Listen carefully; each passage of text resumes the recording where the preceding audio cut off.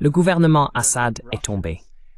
Selon toutes les sources, y compris les Russes, la guerre civile en Syrie a radicalement changé avec la fuite de Bachar al-Assad, qui n'est clairement plus dans le pays. Damas est tombé aux mains de ceux qu'on appelle les rebelles ou les terroristes, qui, selon les listes officielles de terroristes des États-Unis, contrôlent désormais de vastes portions de la Syrie. C'est un changement très significatif, quelque chose qui ne s'était pas produit depuis le début de la guerre civile en 2011. Il est difficile de comprendre comment cela s'est produit si rapidement. Si ce n'est par analogie avec la façon dont l'Afghanistan est retombé aux mains des talibans, une fois que le régime soutenu par les États-Unis à Kaboul a perdu son protecteur militaire, et que les forces de défense afghanes qui avaient été constituées à l'époque se sont alors presque effondrées.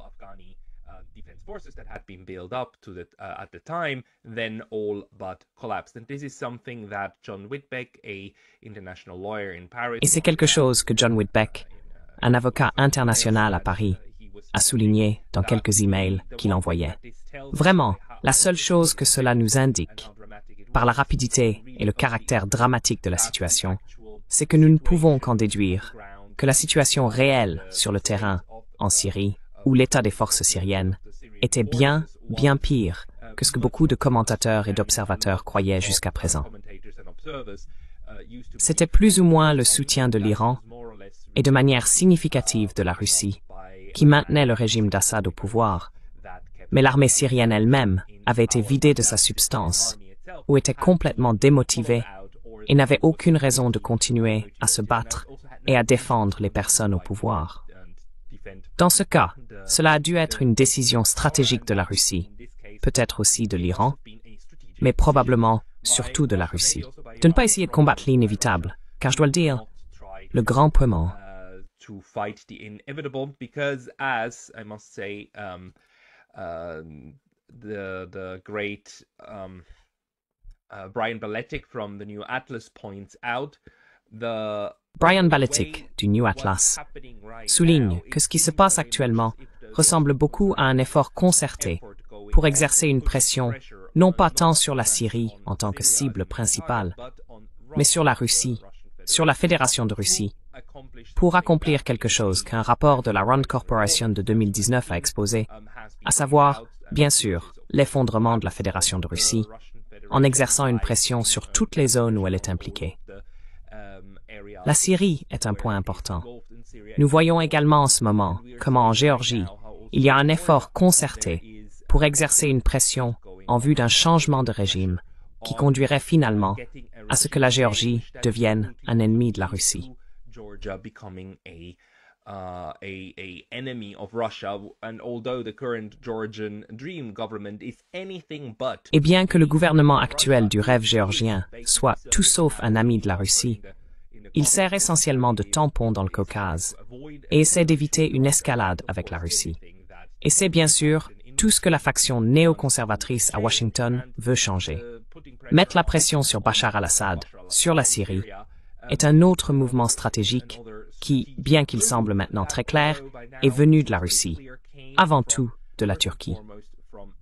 Mais c'est là que nous devons vraiment nous rappeler que la Turquie est un allié stratégique de tout le monde et avant tout d'elle-même.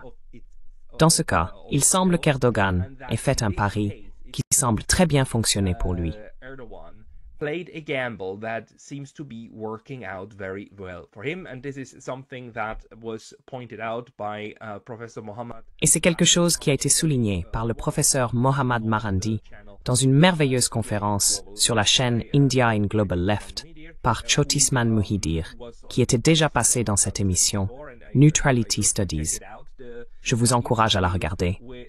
L'interview qu'il a réalisée avec Mohammad Marandi a déjà 1 ou 2 jours, et les informations sont déjà dépassées. Mais la perspective stratégique que présente Mohammad Marandi reste, je crois, toujours valable. C'est avant tout une grande victoire pour Erdogan de Turquie et pour Netanyahou d'Israël. C'est une situation gagnant-gagnant, car une épine dans le dos de chacun d'eux a maintenant été retirée. out. And just to reiterate this again, Et juste pour réitérer cela encore une fois, la personne maintenant en charge de vastes portions de la Syrie, essentiellement tout ce que vous pouvez voir ici en vert. Permettez-moi également de préciser à nouveau que Brian Berletic souligne correctement que l'utilisation de ces cartes et de ces informations accorde indûment beaucoup de crédit à l'espace d'information créé par les États-Unis et leurs alliés, et par un certain groupe et une certaine narration. Mais c'est la meilleure ou la plus récente information disponible. Et cela semble être ce que c'est. Il y avait autrefois une zone rouge entière, contrôlée par le régime d'Assad. Même le choix des couleurs est très révélateur des penchants idéologiques de ces personnes. Que les rebelles sont verts, symbolisant bien sûr quelque chose de bon, quelque chose que vous voulez soutenir, et le rouge symbolisant toujours ce contre quoi vous voulez vous battre. and red always symbolizing what you want to fight against, who the evil, the baddies are always the red ones. Les méchants sont toujours les rouges, n'est-ce pas? Et les jaunes étant quelque chose de plutôt neutre et différent. Et bien sûr, la zone jaune, c'est la zone contrôlée par les Kurdes, avec les États-Unis. C'est là que les États-Unis sont également basés, où les États-Unis ont la plupart de leurs 900 à 1000 soldats. Et c'est là que les États-Unis pillent actuellement les réserves de pétrole syriennes, ou ont pillé les réserves de pétrole syriennes pendant au moins les 7, 8, 9 dernières années. La zone verte est maintenant la zone contrôlée par ces rebelles. Area is now the area that is controlled by these rebels, and again, rebels in quote unquote. Et encore, rebelles, entre guillemets. C'est contrôlé par cet homme ici, le chef de ce groupe HTS, qui a récemment été interviewé par CNN. Comment CNN a réussi cela est un mystère pour moi, bien que cela soit très révélateur du niveau de préparation qu'il y avait pour ce type d'opération très rapide, large et rapide, qui en 2 semaines a vu un renversement complet et finalement un changement de régime que les États-Unis visaient en Syrie depuis 12 ans. Dans cette interview exclusive, le gars Jolani de Hayat Tahrir al-Sham, mes excuses. My apologies. So he is called Jolani, and he is heading Il s'appelle Jolani et il dirige le HTS, Hayat Tahrir al-Sham. Il faut souligner que ce Hayat Tahrir al-Sham figure officiellement sur la liste des organisations terroristes étrangères du département d'État des États-Unis. C'est bien ici, HTS, Tahrir al-Sham, et c'est le groupe qui a été soutenu par la Turquie, et on peut en déduire avec l'accord tacite de l'OTAN et des États-Unis. C'est ce que CNN et d'autres médias occidentaux, y compris The Guardian et ainsi de suite, appellent les rebelles. Ici encore, les rebelles syriens. Les seuls qui parlent de terroristes sont en fait les Russes sur Russia Today. Ils continuent de se référer à ce groupe comme des terroristes, mais tous les médias occidentaux les désignent de manière neutre comme des rebelles. Rebels, and it is although we have already seen videos coming out from Aleppo where these rebels have... Bien que nous ayons déjà vu des vidéos provenant d'Alep où ces rebelles décapitent, coupant la tête des personnes liées aux forces de l'armée syrienne. C'est quelque chose que d'autres sources à moi disent s'attendre à voir augmenter, surtout contre la faction minoritaire alawite ou groupe religieux. Le groupe religieux alawite est un groupe musulman minoritaire dont est issu Bachar al-Assad. Et ils ont été à plusieurs reprises qualifiés de traîtres de la foi par ce groupe terroriste. Le sort de ces personnes est maintenant vraiment en suspens et il est difficile de prédire ce qui va se passer ensuite. Les médias américains et occidentaux s'efforcent de montrer qu'il y aura une transition ordonnée du pouvoir et que l'actuel Premier ministre de la Syrie est en contact avec ces groupes et qu'il s'efforce d'obtenir une transition pacifique. With these groups and that they are striving for a peaceful transition, and of course in these interviews and so on, this rebel leader. Et bien sûr, dans ces interviews et ainsi de suite, ces chefs rebelles ont déclaré qu'ils voulaient être les représentants des Syriens plus âgés et qu'il y aurait un avenir démocratique, etc. Mais honnêtement, il est difficile de croire qu'une telle chose se produira. Apparemment, ce groupe extrémiste spécifique est même prêt à conclure un accord avec Israël et envisage apparemment de poursuivre son assaut au Liban. Car, n'oublions pas, le Liban est juste à côté, et le Hezbollah, qui a soutenu le régime d'Assad, pourrait être le prochain sur la liste des cibles. Les Israéliens travaillent déjà sur des campagnes de bombardement pendant que nous parlons. Are now already working on bombing campaigns as we are speaking. There have been updates here that Il y a eu des mises à jour ici, selon lesquelles des avions israéliens ont lancé des raids sur l'aéroport militaire de Metz et d'autres zones dans la campagne de Daraa et Kunitra. Les avions israéliens ont ciblé le bataillon de l'armée dans la ville nouvellement libérée. Je suis désolé, je ne sais pas comment prononcer le nom de cette ville.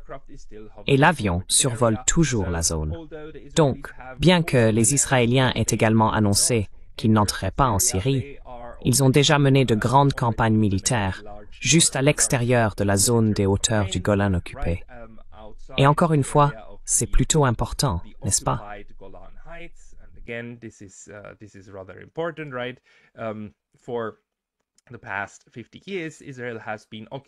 Depuis 50 ans, Israël occupe cette partie de la Syrie, le plateau du Golan.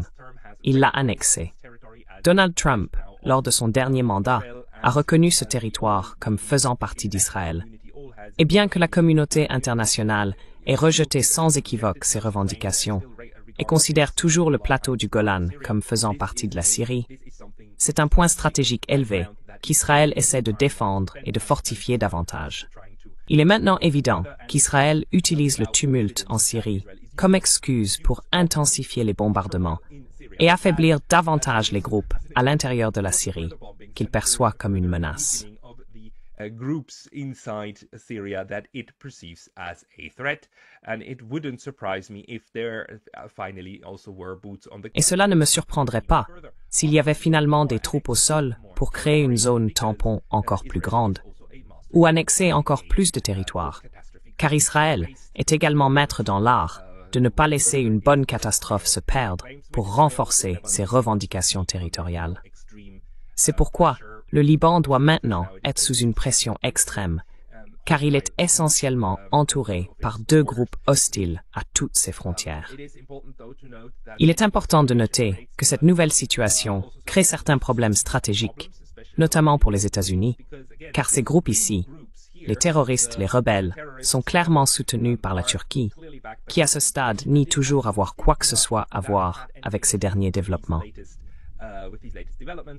Bien qu'elle ait accepté de faire partie du processus d'Astana pour discuter avec la Russie et l'Iran de l'avenir de la Syrie, il semble maintenant que cela prendra probablement une forme différente alors que les forces alliées de la Russie et de l'Iran, avec M. al-Assad, sont maintenant hors du pays. Iran, Mr.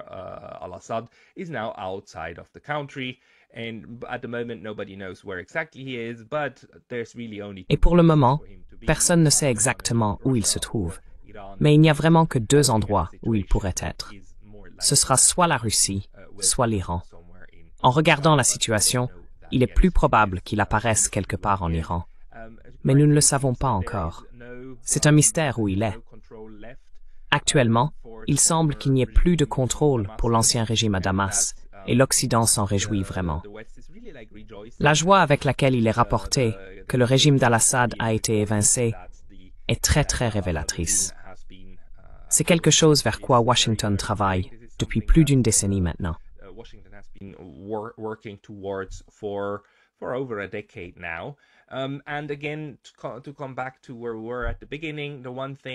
Et encore une fois, pour revenir à notre point de départ, ce qui est vraiment devenu clair, c'est que les forces syriennes étaient extrêmement faibles et qu'il devait s'agir d'une décision stratégique de la Russie de ne pas mener cette guerre et de ne pas mourir sur cette colline. Alors que la guerre en Ukraine, qui est bien plus importante pour les Russes, est bien sûr en voie d'être gagnée par la Russie, Moscou a probablement dû faire ce calcul stratégique de ne pas essayer de surinvestir dans ce théâtre. Après tout, ce qui en ressortira est une question de conjecture, et je pense que les États-Unis devraient être le premier de tous les pays à comprendre les dangers de donner du pouvoir à un groupe terroriste. Of empowering a terrorist group.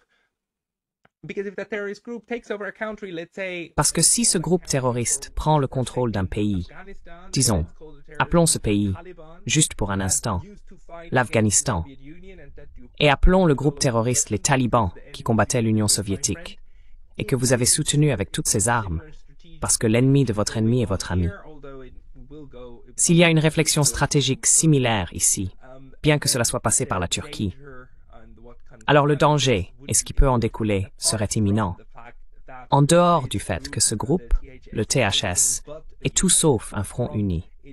Il est divisé en différents groupes et qui a le commandement stratégique sur tous. Et s'il y a un commandement stratégique, c'est à deviner. De plus, si l'influence de la Turquie sur eux est toujours ce qu'elle était, cela reste également en question.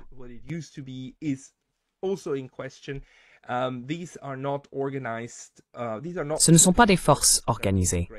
Ce ne sont pas des forces militaires intégrées de la manière dont les forces américaines, russes ou même iraniennes le sont, sous une chaîne de commandement et des structures très claires. Ce sont des groupes paramilitaires qui coopèrent et qui sont maintenant en charge d'une vaste étendue de territoire. Ce qui signifie également qu'ils ne sont pas partout et que tout n'est pas surveillé.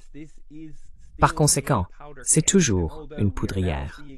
Bien que nous voyons maintenant en Occident ces images de personnes apparemment en train de célébrer et d'être heureuses, ce qui attend les personnes qui sont maintenant sous l'emprise de ce régime est une question ouverte.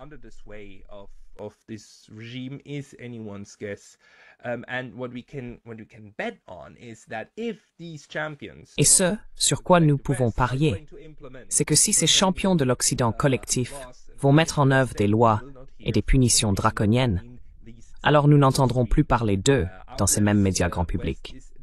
L'Occident considère certainement, et à coup sûr, cela comme une victoire stratégique, bien que je sois assez sûr que du point de vue russe, cela va être un retrait tactique d'un théâtre qui n'est pas sans importance. N'oublions pas que c'était le seul port en eau chaude auquel la marine russe avait accès en dehors des ports qu'elle contrôle immédiatement en Crimée, etc. Donc, nous ne savons pas si les Russes se sont déjà retirés. Cela n'a probablement pas encore eu lieu. Mais il est peu probable que la présence militaire de la Russie en Syrie se poursuive dans ce scénario modifié.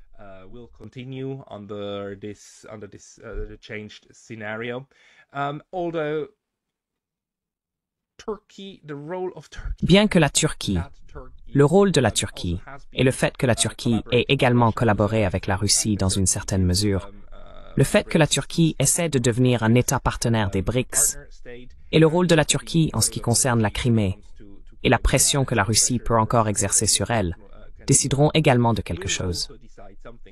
Mais il y a une rivalité en cours, très claire, entre Erdogan et M. Poutine. Maintenant, tout ne se résume pas simplement aux personnalités, bien que cela ait un impact. Mais le tableau au Moyen-Orient a changé, malheureusement, surtout pour les Palestiniens. Cela n'a pas changé pour le mieux. Il y a maintenant encore moins de pression sur Israël pour arrêter le génocide à Gaza. Les Iraniens sont plus isolés que jamais. C'est avant tout aussi une défaite tactique stratégique pour l'Iran.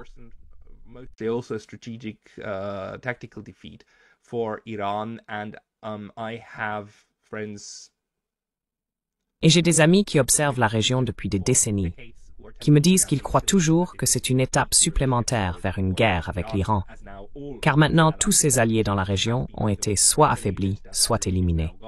Le régime d'Assad a disparu. Le Hezbollah a été sévèrement affaibli. Le Hamas lutte pour sa survie à Gaza. Les Palestiniens sont en train d'être éradiqués. Donc Israël semble être sur une lancée stratégique ici. Cependant, il faut le dire encore, ce sont des forces islamiques. Je veux dire, ce front est le successeur d'Al-Qaïda.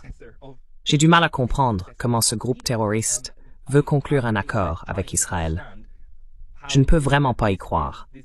Et je vais essayer de trouver quelqu'un pour m'expliquer cela, ou qui comprend beaucoup mieux cette dynamique.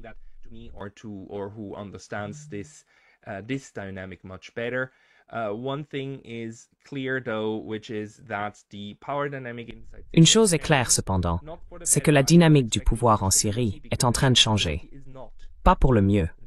Je ne m'attends pas à plus de stabilité, car encore une fois, la stabilité n'est pas dans l'intérêt ni d'Israël ni des États-Unis. Un flux continu de chaos est ce qui sert le mieux les intérêts actuels, car tant que tout le monde est divisé, instable et se bat entre eux, c'est le meilleur environnement pour que les intérêts occidentaux, américains et israéliens dans la région prospèrent réellement, car une Asie occidentale unie est une menace pour les intérêts américains. Nous continuons à observer ce qui va se passer, mais il me semble peu probable que nous entendions beaucoup plus du régime Assad et qu'il s'agisse plutôt des Russes et des Iraniens qui vont maintenant gérer un équilibre des pouvoirs modifié au Moyen-Orient. Cette sera